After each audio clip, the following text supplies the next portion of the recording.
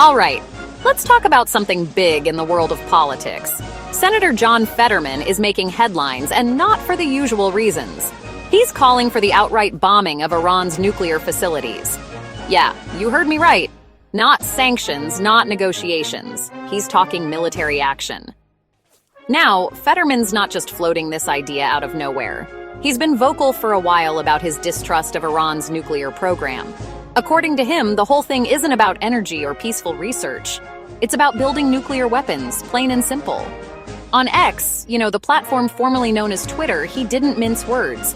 He said Iran's program serves only one purpose: to create weapons. So what's his solution?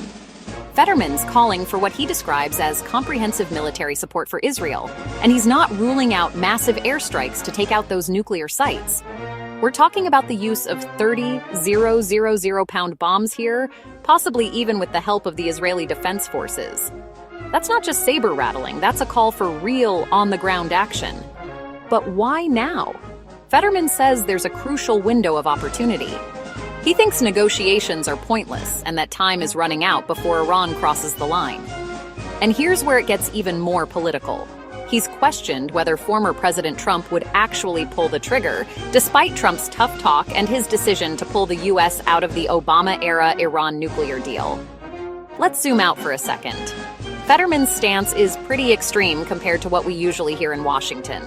Most lawmakers, even the hawkish ones, still talk about exhausting diplomatic options, sanctions, or at least keeping military action as a last resort. But Fetterman? He's putting bombing front and center.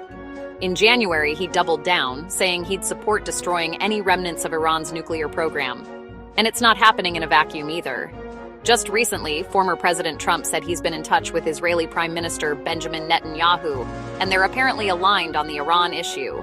So, the big players are talking, tensions are rising, and Fetterman is out here throwing fuel on the fire, arguably pushing the Overton window on how the U.S. could respond to Iran's nuclear ambitions. Now, this kind of rhetoric isn't just about policy. It has real consequences. Military strikes on Iran would be a massive escalation. It could set off a chain reaction in the Middle East, not to mention what it'd mean for U.S. troops, our allies, and global stability. Critics warn it could spark a wider war. Supporters argue it's the only way to stop Iran from going nuclear.